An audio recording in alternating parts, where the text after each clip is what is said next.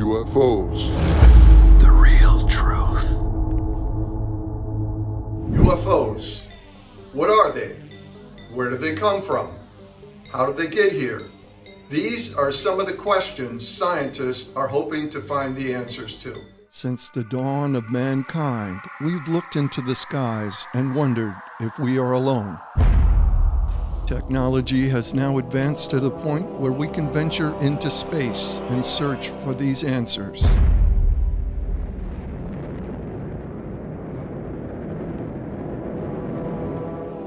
But perhaps life as we know it has existed elsewhere for millennia, and these beings have discovered ways to manipulate time and space in ways we yet cannot comprehend.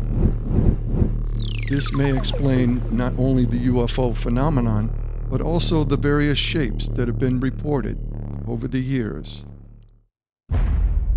And just perhaps, there are multiple civilizations visiting our planet as you watch this film.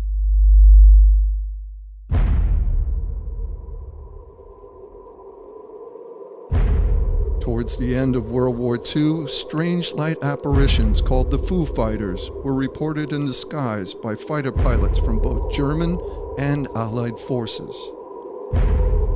These lights traveled at incredible speeds and performed extraordinary aerial maneuvers.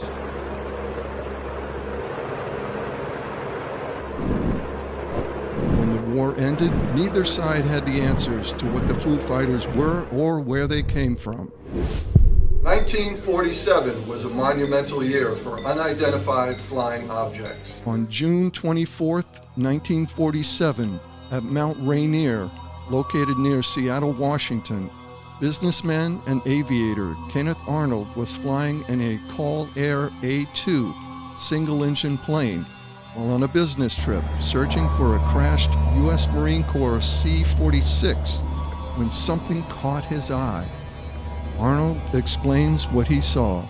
At this point is when I would say approximately is where I had this terrific flash hit the air. My aircraft lit up the inside of my aircraft, and I assumed, of course, at the time in a split second that it was probably a P-51 fighter that had dove over my nose. It was the sun's reflecting upon his bright wing surfaces that caused it. However, before I gathered my wits together, I looked way off here to the north, and then when I saw where the flash came from, it was an echelon formation of a very peculiar-looking aircraft, and they were rapidly approaching Mountaineer. And it was at about this point when I got here, I could see their tail surfaces, or the rear end of them, and the second craft on the rear had a more or less crescent-shaped look, and it had a hole in the center of it.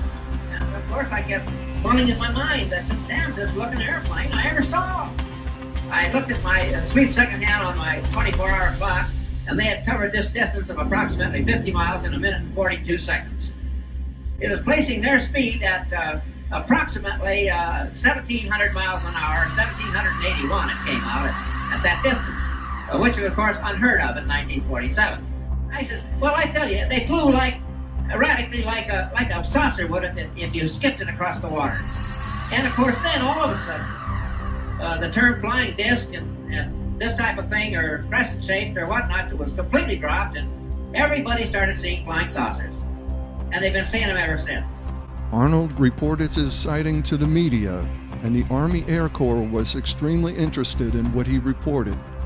However, they were highly skeptical of his estimated airspeed of these strange objects.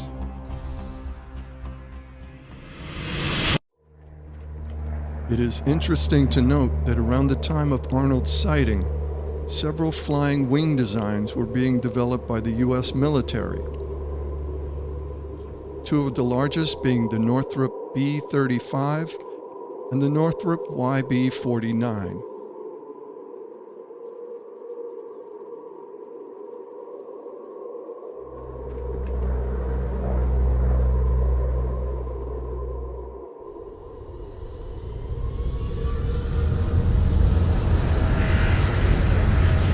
Another interesting fact is that one of the aircraft Arnold describes quite closely resembles the Nazi jet-powered Horten aircraft. Here, Arnold voices his concerns over how pilot UFO sightings are officially handled. Right here we've seen something, I've seen something, hundreds of pilots have seen something in the skies. We have dutifully reported these things. And we have to have 15 million witnesses before anybody's going to look into the problem seriously. It's often been said that if UFOs are real, where is the evidence? Perhaps the real evidence lies in UFO crash retrievals. Due to the research conducted by nuclear physicist and UFO researcher Stanton T. Friedman and others, the details of the Roswell incident have come to light.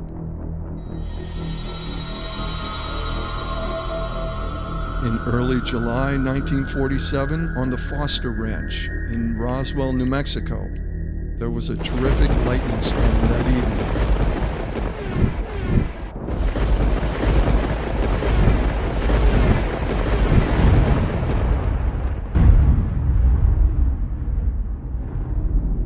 The following day, rancher Mac Brazel drove out to check on the herd of cattle and instead found a large debris field of unfamiliar metallic objects, which he assumed were from a crashed aircraft. He loaded up pieces of the debris in his vehicle and drove to the local sheriff's office to report what he had found. The sheriff at the time was George Wilcox. When Brazel arrived and showed the sheriff pieces of the debris, Sheriff Wilcox quickly realized that this material was something highly unusual. He immediately contacted the Army airfield. On July 6, 1947, Army Intelligence Officer Major Jesse Marcel Sr. of the 509th Bomb Group at Roswell Army Airfield, along with Brazel and Sheriff Wilcox, drove to the crash site. When they arrived at the crash site, Marcel soon realized that the debris was indeed something he'd never seen before. Jesse Marcel Sr. explains what he found at the Roswell crash site. There were just fragments strewn all over the area about 3/4 of a mile long and several hundred feet wide.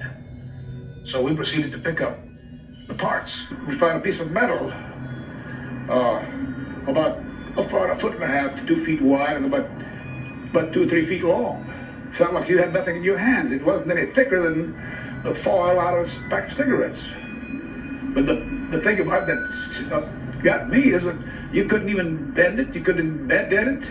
Even with a sledgehammer would bounce off it. So I knew that I had never seen anything like that before. And as of now, I don't know what it was. So we even tried making a dent in it with a 16-pound sledgehammer. Still no dent in it. One thing I was certain of, being familiar with all our activities, that it was not a weather balloon, nor an aircraft, nor a missile. It was something else, which we didn't know what it was. Over the years, leaked film footage of the supposed crash material has surfaced. Here is some such footage, which has yet to be authenticated by the U.S. military. Until then, it remains nothing more than interesting and may or may not be actual leaked military footage.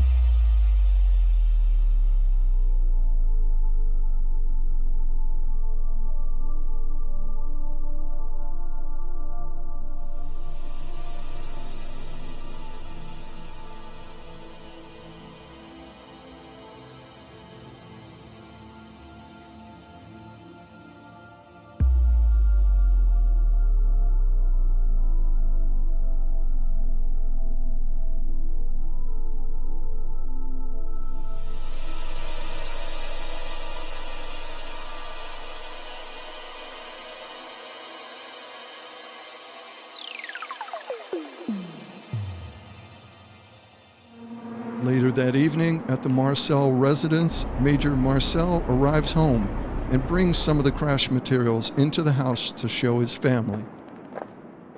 Early in the morning, my dad wanted to show my mother and myself remnants of something that crashed out there. He had pre-positioned the material on the kitchen floor, and he got my mother and myself out to look at this.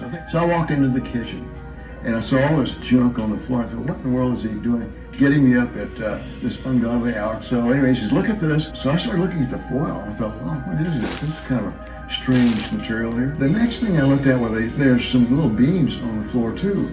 So I picked one on, it looked like metallic. The strangest part of that was there was some writing or some sort of writing along the inside surface of this. When I first saw that, I thought, oh, this looks like Egyptian hieroglyphics. But closer inspection, it was not. First Lieutenant Walter Hout was the Roswell-based public information officer who was ordered by General Ramey to release the UFO crash story to the press. And he said, I want you to give it to the local newspapers and radio stations and do it post-haste. And all he got in the reply was a yes, sir, and away I went. The Army Air Force has just announced that a flying disc has been found and is now in possession of the Army.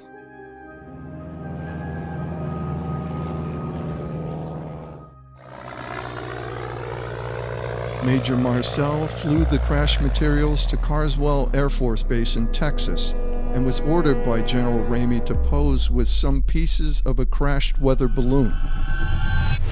They took pictures, of course. They had a whole truck of microphones there. They wanted me they wanted some comments from me, but I wasn't at liberty to do that. So all I could do is keep my mouth shut. And General Ramey is the one who discussed or told the newspapers, the newsman, what it was and to forget about it. It was nothing more than a weather observation balloon. Of course, which we both knew differently. Colonel Philip J. Corso describes the events that led up to him viewing what he described as an alien body. I told him, Sarge, how's everything around here? And he said, fine, sir. I told him, they told me to be careful to watch this area because you have a sense of something sensitive here. He said, you want to see it, sir? I told him, yeah, let's go look. And I knew the sergeant, he was a master sergeant. I went back and there was 5 crates there, like 5 or 6, I think it was 5. I lifted one up and here's this body there and floating in fluid. And I looked at it about 10-15 seconds, not much more than that. So I put it back down and said, Sarge, come on, get out of here now. I don't want to get you in trouble. And I started to figure, what was that? First I thought it was a child, because it was small. Then I looked at this head and all. Right away. This was only happened in a matter of seconds. Then I put the end back down. And the head was different, the arms were spindly, the body, it was gray. So right at that moment, I figured, I don't know what this thing is. So like an intelligence business, I just better put it in the back of my head here and wait till maybe in the future I get corroboration so I can evaluate what it is. So I promptly forgot about it. As with supposed leaked military footage of crash UFO debris, footage of supposed alien bodies has also shown up on the internet, as well as footage of live aliens.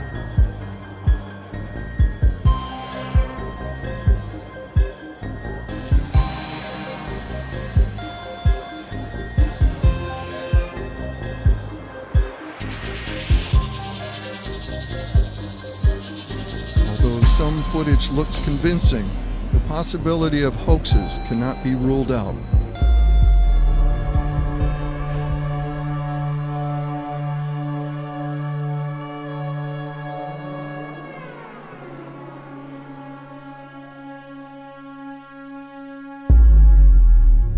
Public pressure was mounting for the U.S. Air Force to provide a full explanation of what they found in Roswell in 1947. U.S. Air Force ultimately released the Roswell Report, case closed, amid much public controversy.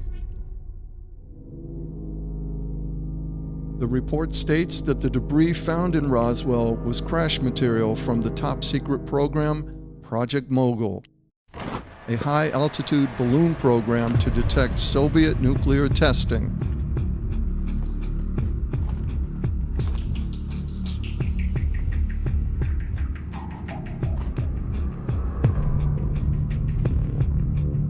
And gave the following explanation for the supposed bodies found at the crash site. Bodies observed in the New Mexico desert were probably test dummies that were carried aloft by U.S. Air Force high-altitude balloons for scientific research. Many believe that the crashed object found in Roswell was disc-shaped. However, some witnesses who claim to have seen the actual debris claim it was a delta-winged aircraft. In 1952, UFOs were seen over Washington, D.C. multiple times over several weekends. This caused a national security concern and spawned widespread panic. These UFOs violated the controlled airspace above both the Capitol and the White House.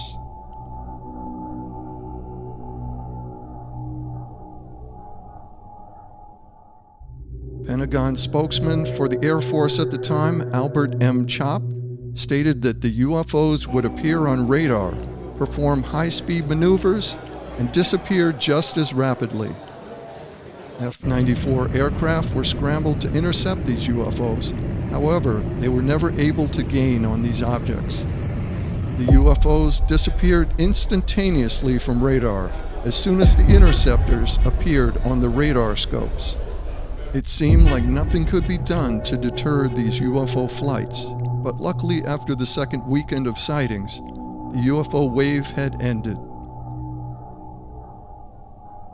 The public was pressuring the Air Force for an official explanation, and on July 29, 1952, Major General John A. Samford held a press conference to quell public demand.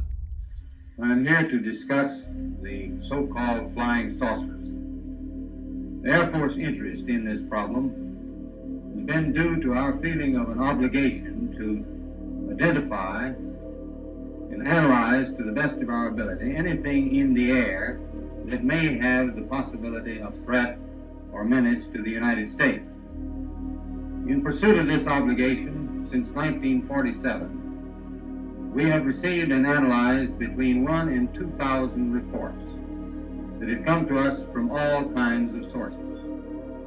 Of this great mass of reports, we have been able adequately to explain the great bulk of them, explain them to our own satisfaction. We've been able to explain them as hoaxes, as erroneously identified friendly aircraft, as meteorological or electronic phenomena, or as light aberrations. There have been a certain percentage of this volume of reports that have been made by credible observers of relatively incredible things. It is this group of observations that we now are attempting to resolve. Our basic difficulty in dealing with these is that there is no measurement of them that makes it possible for us to put them in any pattern that would be profitable for a deliberate, custom sort of analysis to take the next step. We have, as of date, come to only one firm conclusion with respect to this remaining percentage, and that is that it does not contain any pattern of purpose or of consistency that we can relate with to any conceivable threat to the United States. Even President Harry S. Truman was questioned by the press about the UFO incursions. Did the Joint Chiefs of Staff talk to you or concern you about the unknown and unidentified flying objects? Oh yes, we discussed it at every conference that we had with the military, and they never were able to make me a concrete report on Do you have anything on the subject, sir? No, I haven't anything on the subject. There's always things like that going on. One aspect of the UFO subject that is often overlooked is that of UFO contactees. These are people who claim to not only see UFOs, but have continuing contact with their inhabitants. Perhaps one of the most famous contactees was George Adamski. Adamski's first encounters took place near Mount Palomar, California. Adamski, an amateur astronomer, took some of the most incredible UFO photos ever seen up until that time. He was able to capture photos and 8mm film of UFOs as well as cigar-shaped motherships over the meadow on Mount Palomar.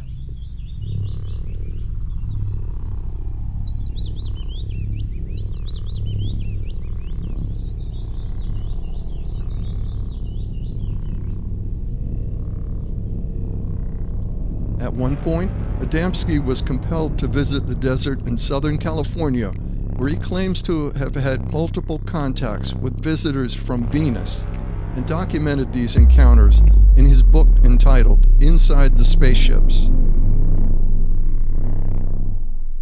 Former U.S. government employee Madeline Rotifer explains how Adamski used her 8mm camera and filmed UFOs in her front yard as she watched. He said, okay, I'll do it. So I gave him my camera and he laid his down and we filmed it he filmed it then. I started, but I wasn't sure of myself and I didn't want to miss it. So I gave the camera to him and he finished filming it. But I was, slumping around in the background and able to walk, of course, without too much difficulty with his cast then. But they only stayed about approximately 10 minutes. They did not land. They did not get out of the spacecraft, but there were glimpses of people through the round windows. And they maneuvered, they came in here. It was a low humming and a low swishing sound. And they came in, when they got close to here, they came in very slowly. And it was round, and there were 3 of these, like this size, I guess. These landing gears underneath, and they were going like this, retracting in and out. And they told George later it was for stabilization. If they put all of them out, they would have had to land. And they kept one retracted all the time, and the other 2 were going in and out. But anyway, low swishing, low humming sound. And it wasn't real loud, but there was definitely a motor sound accompanied with it. And it was a brilliant royal, between a royal and a purple blue in color. It was a beautiful blue, and deeper blue than this. And it was round, and as it moved, it looked crooked, and on the film it shows this slight distortion, and it looked, lopsided and so on. But they were moving and putting on this performance for Mr. Adamski to back up, his efforts to get the world leaders to tell the truth. Another equally famous UFO contactee is George Van Tassel. It happened on my airport, which I've operated for the last 16 years, at Giant Rock Airport, 17 miles north of Yucca Valley in California, or 40 miles north of Palm Springs. This is an airport used both by the military and private aircraft. Do you own this airport? I leased this airport from the United States government. I've operated it for 16 years since I retired from the flight test business in the aviation. I didn't see the ship land. One of my son-in-laws, that wasn't my son-in-law at that time, saw it come down. Another man on the airport heard it, and he wasn't where he could see it. And the man got off of the ship and approached me before I even knew there was a ship down. Where were you then? What time of day or night was it? It was 2 o'clock in the morning and approximately a full moon, which is like daylight on the desert. Were you walking about outside or what? No, I was sound asleep when he awakened me. This man awakened? Well, something awakened me. So you got up out of your bed? I got out of my bed and went aboard the ship at his request. This man, in what language did he converse with you? He talked to me in the best English. I asked him what he wanted, because we have a lot of people who come in who are stuck in the sand and broken axles and whatnot. He said, my name is Soganda, and I would be pleased to show you our craft. Soganda? Soganda. Was the craft visible to you at this time? It was when he stated this. I saw beyond even the ship, which I hadn't seen before. What did you see? A bell-shaped type of anti-gravity ship. How big? This was 36 feet in diameter and 19 feet high. And where was it? On the ground? No, it was hovering 10 feet off the ground. And how did you go into this ship? I walked with him to a spot underneath it, and an anti-gravity beam took me up through a hole in the bottom of it. You're telling me at 2 o'clock in the morning in Jan Rock Airport, you walked underneath this hovering ship, and whammo, you went up inside. You didn't go whammo, you went just about as slow as a local elevator. And when you got off the anti-gravity elevator, what did it look like? I was inside of a ship about 18 feet in diameter and roughly 10 feet high to the domed ceiling, and there were 3 men on the ship, besides the one that had got off and invited me aboard. You keep calling them man. What do you mean, man? Well, little green man?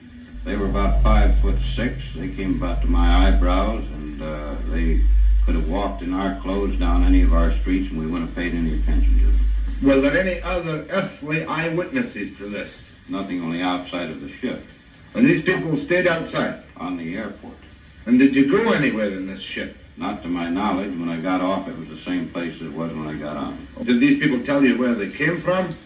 They didn't say where they came from, but I've been in the air game since 1927, and their instruments were unlike anything I'd ever seen before. The difference was that we used dial instruments, and they used vertical instruments, like fluorescent tubes with marks on them. Instruments were marked in symbols similar to hieroglyphics. They were not in any language or number system we use on the Earth. They gave you the formula for the time machine? That's the man. And what form did the formula take? Did he implant it in your mind by telepathy, or did he give you something written in English? He spoke it to me verbally. And you remember this? There's nothing to it to remember. Will you tell me now? The formula for a time machine. F equals 1 over T. F being frequency and T being time. After his encounter, he changed the name of the airport to the Giant Rock Interplanetary Airport and began hosting UFO conventions where many supposed UFO contactees attended, including George Adamski.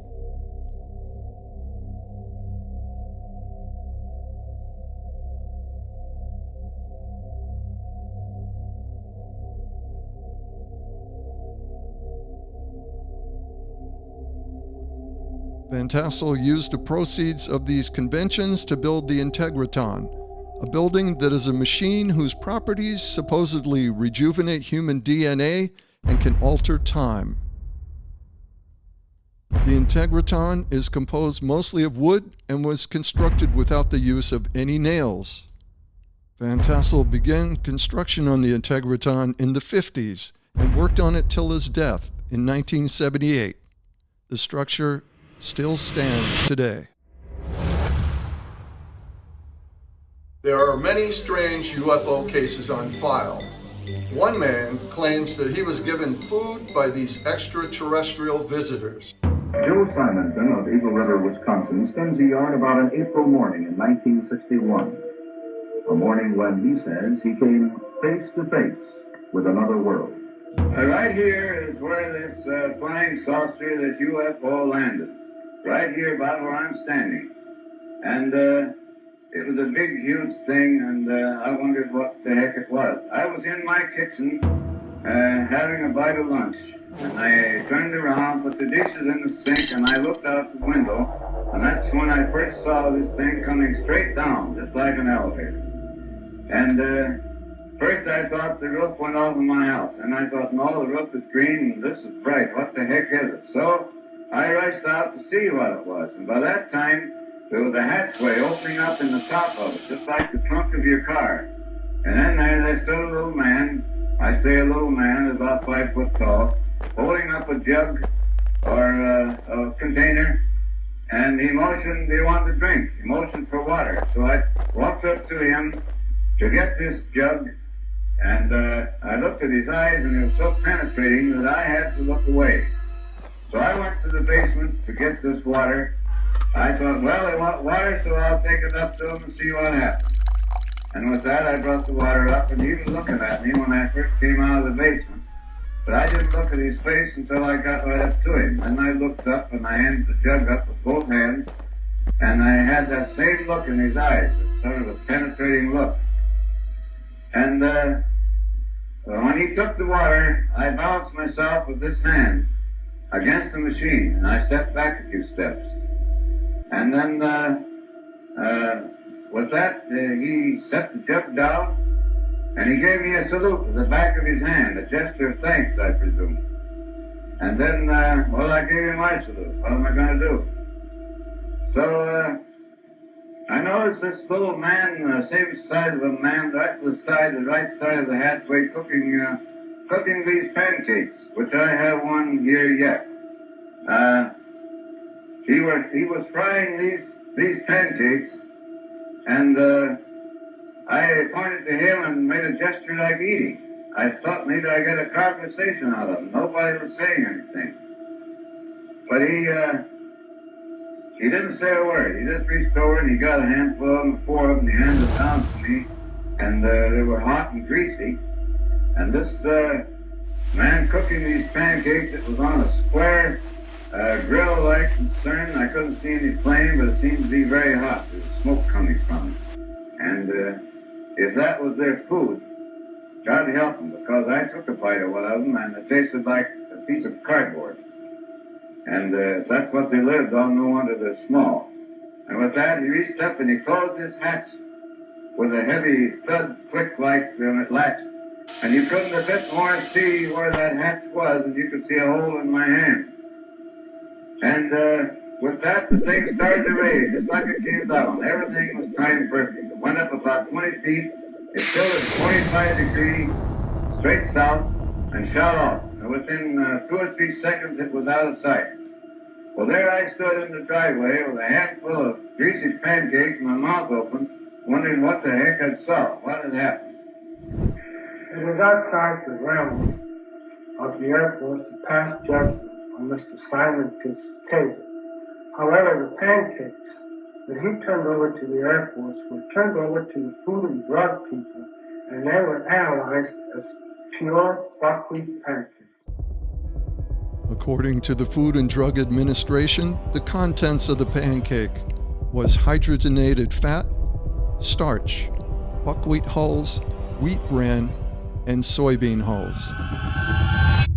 Photographic evidence has been around since at least the 1940s. The following witness has taken several photographs that have withstood scrutiny since they were publicly released. On August 3rd, 1965, Rex Heflin, an employee of the Orange County Roads Department, was on duty driving through Santa Ana, California. His job was to look for obstructed street signs and report them. I had the camera ready because I wanted to photograph of these trees and the obstruction.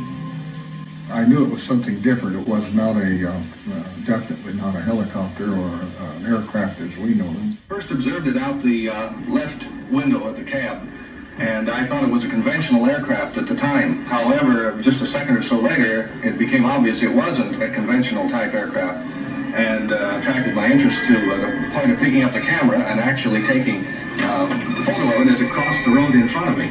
And I simply took the camera and aimed a quick picture.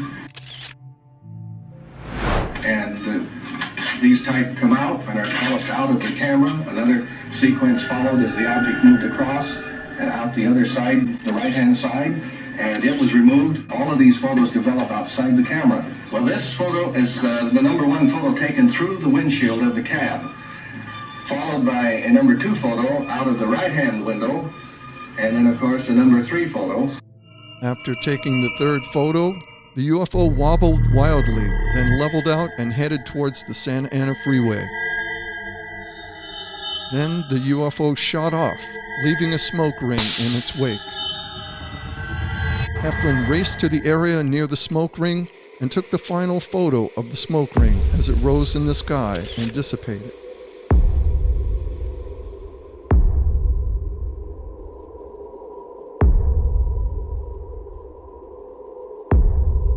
They're remarkable photographs, not because I took them, but because what they portray and show. And as far as the rest of it, I could care less as to who believes what, because I know what I saw. Next, we look at a UFO case with multiple witnesses. On March 20th, 1966, in Dexter, Michigan, father of 10 children, Frank Manor, saw something he couldn't explain. Well, first beginning, we were watching television, and we have 6 dogs here, and they started raising a fuss, which they never do much, so I went outside and gave a yell at them, and as I turned around to come back on the porch, I looked to the north of me, and there looked like a fallen star. It was red and kind of coming down, and about a 45, and so then I watched it, and I was going to see if it landed, and then maybe go down and see what it was. And when it got to the top of the trees, it stopped, and a blue and a white light come on it. And I looked at it, and I thought I was seeing things. Frank Manor's UFO remained over his swamp more than 4 hours. His children saw it, his in-laws saw it, residents of the area saw it, the police saw it. You go up in here and look, beer bottles thrown. Look at my windshield. What would you think if somebody was throwing beer bottles to your house, stand out in the middle of the road screaming, you nut, you fanatic, and all that? What would you think? Are you sorry now that you did tell people what you saw? Yes, I am. I'm sorry, because not that it's not the truth, but it's just the idea, the reaction of the people. They think you're a nut. Tell you the truth, that's just what they figure you are. And I'm not going to take it no more. I don't want nobody down in here. I just leave me alone. And if the thing lands right there by that pump, I'd never say a word. Then he got out and talked to me. I wouldn't tell nobody. That's just the way I feel. I'm bitter and disgusted in the whole matter. And if people's going to act like that, I hope one lands right in Ann Arbor, right in the middle of Detroit.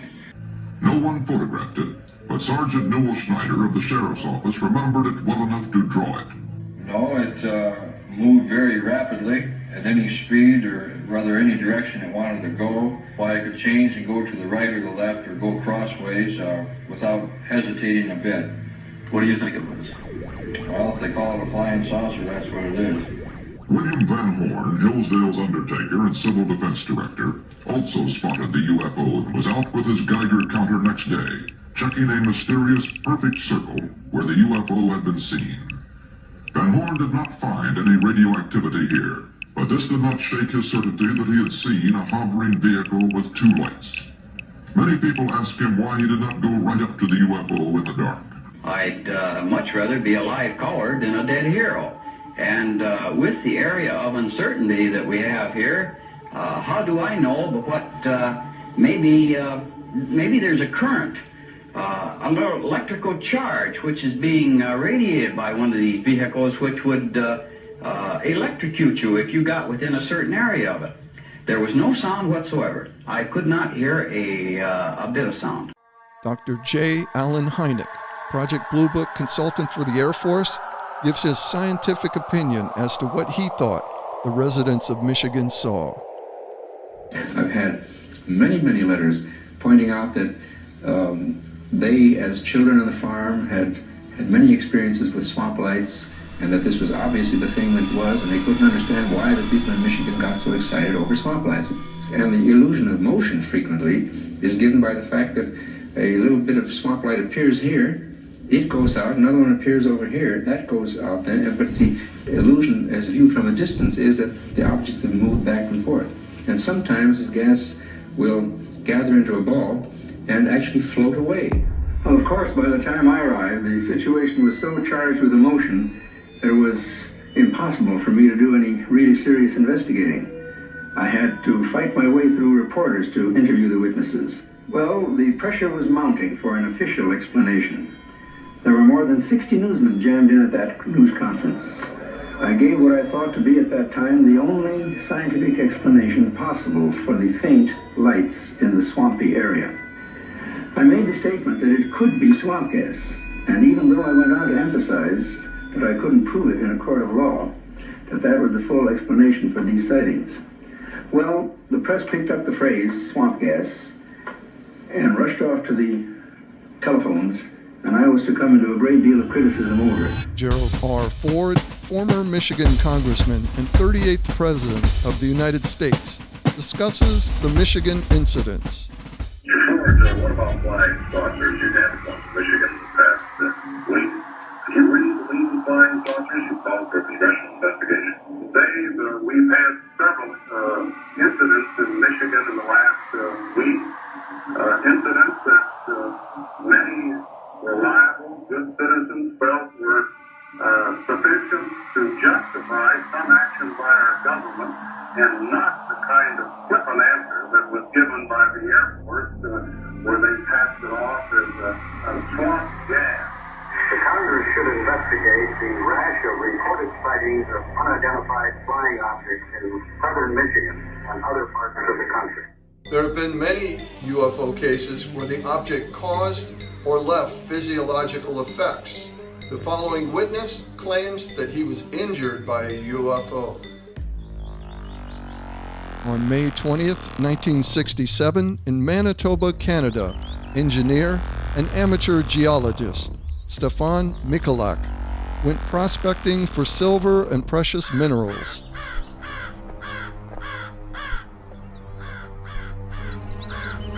Michalak wore welding glasses when breaking open rocks to protect his eyes. Some geese in the lake below suddenly started making a lot of noise. Michalak looked down at the lake. As he looked back up, he saw two cigar-shaped objects with a dome on top, hovering above the tree line. One object shot off and the other began descending. As the object came closer, the shape became more of a saucer shape. The UFO landed on a rocky section just ahead of him. A door opened on the lower section and Michalak could see brilliant flashing lights on the inside of the object. As Michalak approached, he looked for a NASA or U.S. Air Force insignia, thinking the object was an experimental American aircraft. Michalak heard what sounded like garbled children's voices coming from inside the UFO, and he called out in English, offering assistance. There was no answer, so he tried in several more languages to no avail. As he reached the object, the light inside was so intense, he had to use his welding goggles to look inside. He said the interior was empty except for the bright flashing lights. He looked inside for several minutes, then the door slid shut. Michalak put on one of his leather gloves and touched the rim of the object, which burned his glove and his fingertips. Suddenly, the bottom rim of the UFO rotated counterclockwise, and Michalak was hit with a blast of air, which caught his clothes on fire and knocked him to the ground. Michalak, writhing in pain, removed his burning clothes as the object lifted slowly into the sky and shot off. Prior to approaching the UFO, Michalak made this drawing. Here are some of Michalak's supposed burnt clothes from his UFO encounter. Michalak was admitted to the hospital for chemical burns in a grid pattern. This is Michalak's actual medical report documenting his injuries. Michalak flagged down a Royal Mounted policeman as he made his way home and recounted his story to the officer of being burnt by a UFO. This is the actual report. The Falcon Lake incident became so well known, the Canadian government issued an oval $20 silver coin in 2018 commemorating Michalak's encounter. An alien abduction is where a human is taken by UFO occupants, tests are performed, and then that human is released. Here, we take a look at one of the most intriguing cases. On November 5th, 1975, in the Apache Sitgraves National Forest in Arizona, forestry worker Travis Walton was abducted by UFO occupants. Well, I was returning from work with 6 other men, cutting trees in the forest mountains of near Snowflake, and we encountered this object. I got out to take a closer look and was hit by a blast of energy from the craft. My coworkers fled. I hold nothing against them for that. That was probably the wisest thing to do. I'd have been wiser to stay in the truck. The men quickly returned, thinking Travis was hurt and needed help. But when they returned, there was no sign of Travis or the UFO.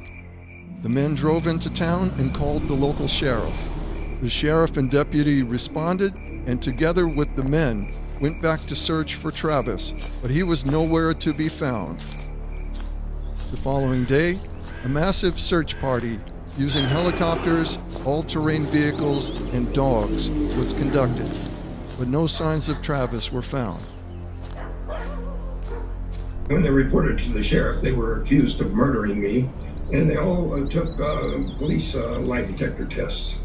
These are the polygrapher's questions. Number 1, did you cause Travis Walton any serious injury last Wednesday afternoon? Number 2, do you know if Travis was physically injured by any member of your work crew last Wednesday? Number 3, do you know if Travis Walton's body is buried or hidden somewhere in the Turkey Springs area? Number 4, did you tell the truth about actually seeing a UFO Wednesday when Travis Walton disappeared?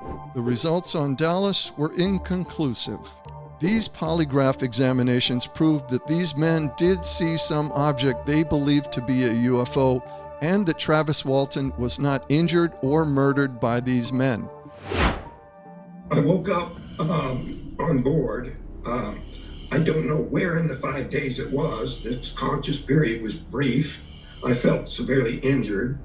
When I was finally able to see these creatures standing around me, I pretty much freaked out, flipped out. And, this was the most terrifying experience of my life. Travis looked for a weapon. Turning around, he picked up a glass rod and unsuccessfully attempted to break the end off and make a sharp weapon. So he swung it at the beings. These strange beings backed away and left the room. Several minutes later, Travis looked outside the room and ran down a curved hallway and into a round room with a chair in the middle of the room. Travis sat in the chair and the room instantly became a three-dimensional star map. A man with a blue tight-fitting jumpsuit and a clear domed helmet entered the room and motioned for Travis to follow him. Travis thought he was being rescued and followed the man. They went down the hallway and exited the UFO down a wedge-shaped ramp into a large room housing several more UFOs. Exiting this large room, they entered a small room with 2 males and a female who resembled the man in the helmet, but these people were not wearing helmets. The female placed an oxygen mask-looking device on Travis's face and he lost consciousness. When Travis awoke, he was laying in the road face up. He saw a UFO hovering above him and the object shot off as he rose to his feet. Travis walked back to town and called his brother-in-law to give him a ride home. The crazy thing is that you were with all these other people that say they saw it, and you're telling us that you've taken lie detector tests and you've passed them based on this story. Yes, I've taken and passed 5 of them from law enforcement entities, state police, New Mexico State Police, all of them. Over the years, it's just been one after another, but other sorts of tests, like drug tests, were you hallucinating? 7 people are not going to have the same identical hallucination, but, every single theory had to be disproved.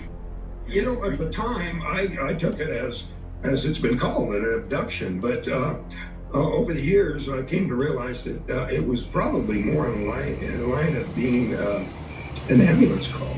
That by getting so close, I was hit by some energy accidentally that would have been fatal had they not intervened and somehow helped me to survive. Did anything happen to you after? Were you normal after that? Obviously it's going to mess with your head, but physically? Well, it was extremely traumatic, and I had a thorough battery of medical tests and EKG, EEG. This was at Barrows Neurological Institute, the same brain hospital where Muhammad Ali went.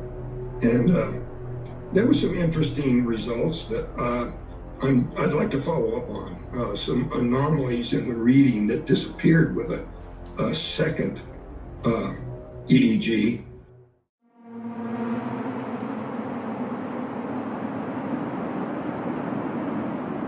The next case has no publicly available documentation, only the testimony of former U.S. Air Force counterintelligence officer Richard C. Doty, who is well known for the Paul F. Benowitz case, in which there is official Air Force documentation with his name and signature on it. In January 1985, near Cheremkova, Russia, a UFO landed near a Soviet intercontinental ballistic missile base.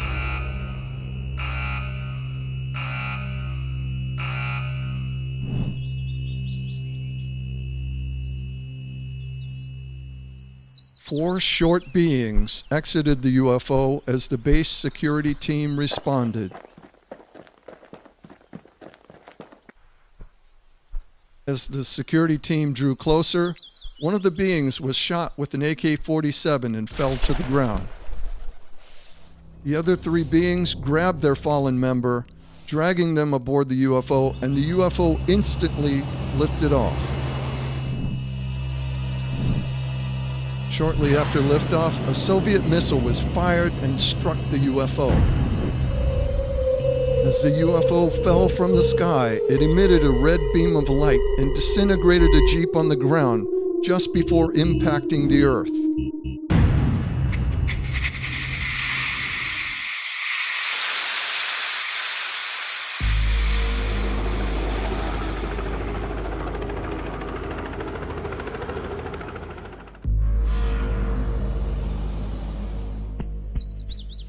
Security teams rushed to the site and were able to enter the craft through an opening caused by the crash, and the four beings were captured.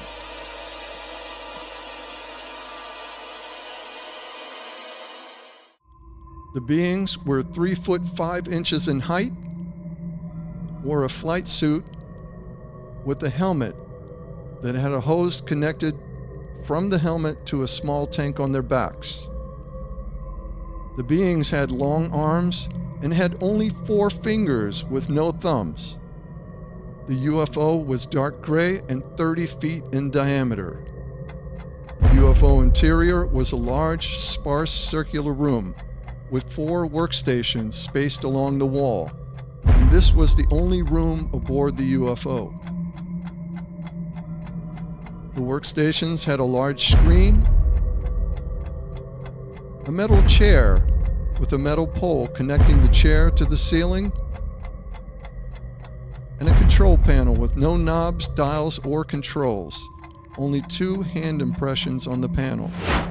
It was thought that the beings placed their hands in these impressions and controlled the UFO with their minds.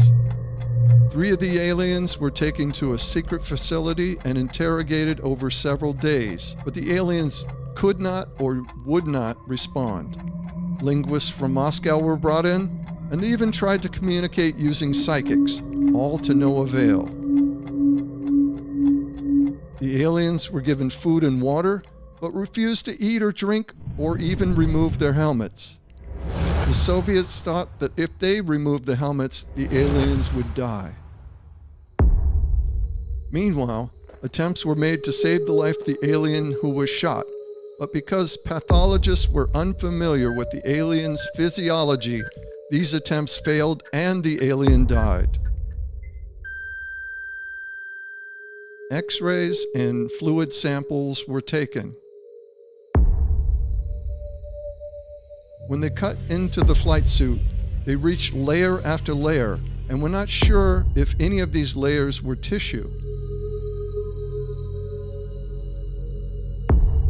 Eventually, they reached an internal cavity with a single organ complex comprised of a heart, lungs, and an unknown organ. At this point, the pathologists were so confused, they were not sure if these beings were born like us, grown in a laboratory, or manufactured somehow. On the 4th day, the 3 aliens in captivity disappeared from their cell while the guards looked away. The entire base was searched and the aliens could not be found. Thinking the aliens were attempting to get back to the UFO, the security team raced to the site where the UFO was being examined. However, when they arrived, the UFO had also vanished. The following is an Inside the SCIF exclusive. The following witness has never spoken publicly about his UFO encounter. He wishes to remain anonymous for various reasons. Therefore, his identity and image have been protected and his voice has been altered. This is the first time that this event is being publicly revealed. This event took place in Hollywood, California on April 19th, 1980. I'd gone over to my friend's house to visit when she, at one point, decided she wanted to smoke a cigarette. So we went out onto the back porch and sat on the stairs there. When we walked outside, I noticed there happened to be a ring around the moon that evening. As I was looking in the sky, I happened to notice the aircraft coming up the coast from Los Angeles Airport and making a turn east over the Hollywood Hills, which was their typical flight path. I noticed at one particular aircraft that the lights weren't as bright as the other aircraft that had just passed by, and this caught my attention.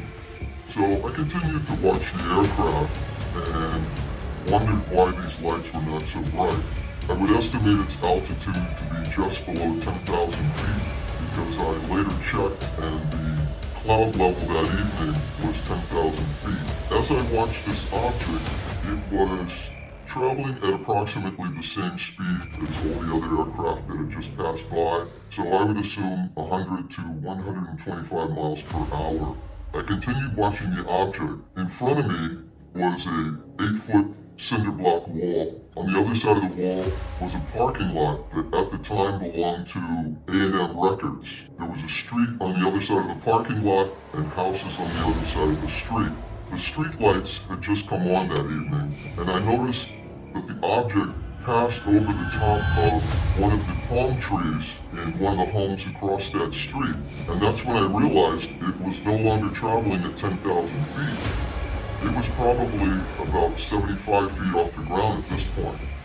The object came into view as it came into the lights from the street lamps. I noticed that the object was a triangular black opaque object with white domes on the bottom of it. There were 4 domes total, 3 in the front and 1 in the back. It was an unusual object because the sides of the object were perpendicular to the top and the bottom of the object. The leading edge was a long, flat surface, so aerodynamically this didn't make sense at all. At this point, I pointed it out to my friend and we both stood to our feet and watched the object coming towards us. I would estimate at this time that the object was traveling around 1 to 3 miles per hour. It continued coming our direction, and just as it was passing over the palm trees at the edge of the parking lot, I thought the object was going to land in the parking lot. So I jumped across to this 8-foot cinder block wall and stood on top of the wall. I heard a helicopter sound coming from behind me, just over my right shoulder. As I turned and looked up, I saw a Los Angeles Police Department helicopter pass quickly over the house and into the parking lot. I watched it circle behind the object and around to the left side of the object, which continued on its course without any deviation. The helicopter stopped at one point and hovered in position. The object continued coming our direction. Then the helicopter turned their search beam straight to the ground, raced their engine, and ran towards the object, swinging their beam up at a 90-degree angle. As soon as the light hit the object, a laser beam type light on the leading edge of this UFO, I would estimate several feet in diameter, this white laser beam type light emitted from the front of this object. At the exact same time, without changing speed, the object pivoted from the front end down on a 45-degree angle, slid and gained speed. This movement was so smooth, I would equate it to a piece of metal sliding on a piece of glass. And then the back of the object flopped back down, and the object continued at its original speed of 1 to 3 miles per hour, coming our direction. The helicopter at this time lost sight of the object, and their search beam was going all over the sky, all over the ground. They didn't see the object. I continued to watch the object coming towards me, and just as it passed over my shoulder, over my right shoulder, it stopped. And the laser beam light was still on at this point. A few seconds later, the light shut off. The helicopter turned off their light, raced towards the object, and the two of them hovered together. I took my hands at one point, and I measured the helicopter with my hands. The distance was the same as the length of the helicopter from the helicopter to the object, and the two trailing surfaces of the object were that approximate size as well. Here are the approximate dimensions of the UFO. The helicopter was a Jet Ranger Long Ranger, which is just over 42 feet in length. Therefore, the two trailing edges of the UFO were 42 feet each, making the leading edge 60 feet in length and all of the white domes 8.5 feet in diameter.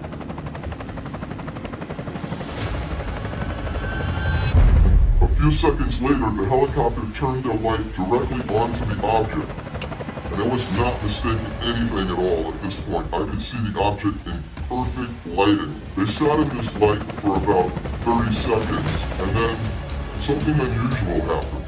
The object appeared to grow in 3 rapid movements, and then appeared as a book if you were slamming a book closed, and then disappeared. It was gone. My friend and I couldn't believe what we had just seen. The helicopter at this point, their searchlight was going all over the sky, all over the ground, looking for this object. It did not reappear. We tried to figure out what had just happened, especially the last sequence. How is it possible that a solid object can grow in size? When the object got larger, I couldn't see the helicopter. So I asked my friend, could you see the helicopter when the object got larger? And they said no. So my assumption is that if it had actually grown in size, it would have hit the helicopter, and there would have been a mid-air collision right above us. Since I couldn't see the helicopter when the object grew larger, my assumption was that it had come down at an angle closer to us in 3 jerky motions, and then they either shot off at a terrific speed or went into another dimension or whatever they do.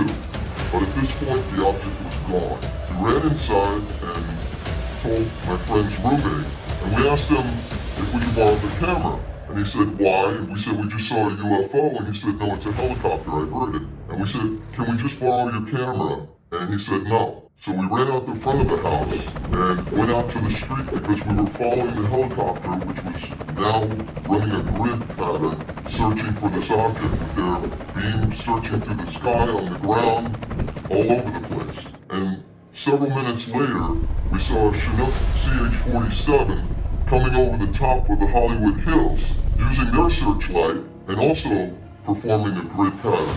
So these 2 helicopters were operating at the same time over the same area, looking for this object. One thing that stood out in my mind was there was no sound coming from this object, not even during acceleration. Even when the object was directly above me, I heard nothing. And I could feel no heat or downwash associated with either microwaves or any other known propulsion method. To this day, I don't know what I saw, but I can tell you it was not a conventional aircraft of any type. The evidence is overwhelming. Something is going on in our skies. Are we being visited from a distant civilization or another dimension? Or are we seeing the next generation of advanced military platforms? Only time will tell. Perhaps one day, these alien visitors will make themselves known and initiate face-to-face contact with the inhabitants of Earth. Or maybe we will be the aliens visiting the other planet. So keep your eyes to the skies. I'm Cy, and you can watch me and ISO on our YouTube channel, Inside the SCIF. Go there now and enjoy this video.